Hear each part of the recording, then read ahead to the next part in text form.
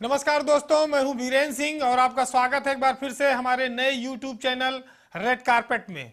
आज हम एक ऐसा मुद्दा लेकर आए हैं जो उत्तर प्रदेश और देश में चर्चित है। वो शब्द है ईमानदारी का।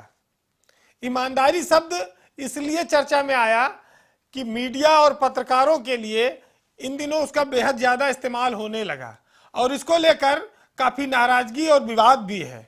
तो क्या इस देश में जब ईमानदारी और चरित्र ये दोनों बहुत उच्च कोटि के मूल्य हुआ करते थे, उनमें गिरावट आ रही है, या ऐसे शब्दों का इस्तेमाल करने से सामने वाला असहज हो जाता है या खुद को बेईमान समझता है?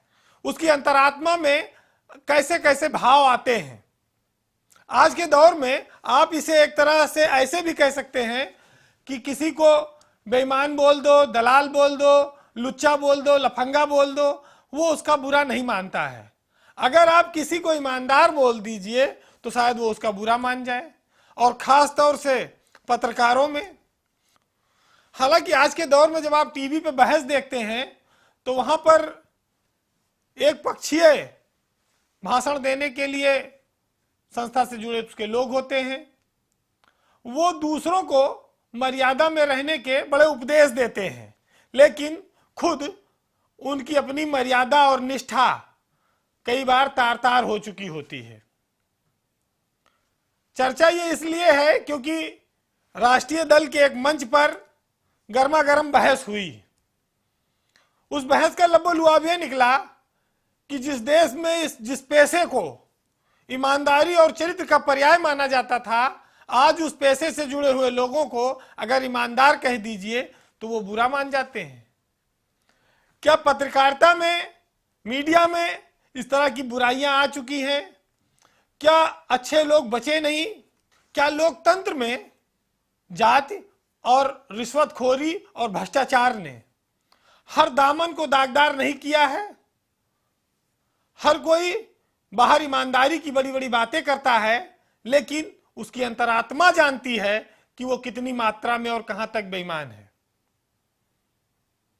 क्या लोकतंत्र में जाति और रिश्वत की चक्की में सच्चाई की ताकत और उसकी सांसें टूट नहीं रही हैं?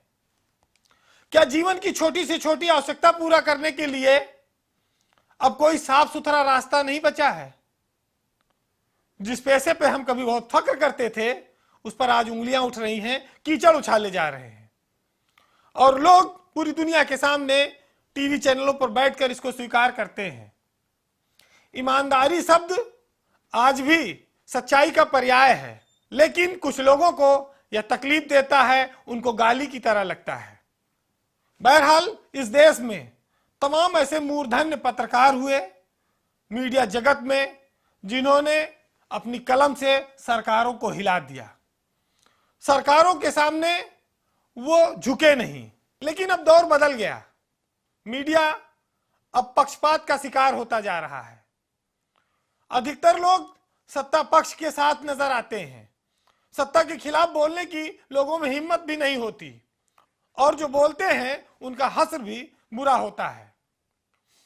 बहरहाल जिनको ईमानदारी शब्द बुरा लगता है, उनके लिए ही मुनव्वर राना साहब ने लिखा है कि हुकूमत मुंह भराई के हुनर से खूब वाकिफ है, ये हर कुत्ते के आगे शाही टुकड़ा डाल देती है।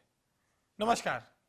सत्ता, सियासत, सरकार, ब्यूरोक्रेसी, आम आदमी सबसे जुड़ी हुई चटपटी और रोचक खबरें होंगी। तो इस नए चैनल को आप सबसे पहले सब्सक्राइब करिए, इसका बेल आइकॉन दबाइए और लाइक करिए, जिससे कि आपको सारी खबरें समय पर और सबसे पहले मिलती रहें।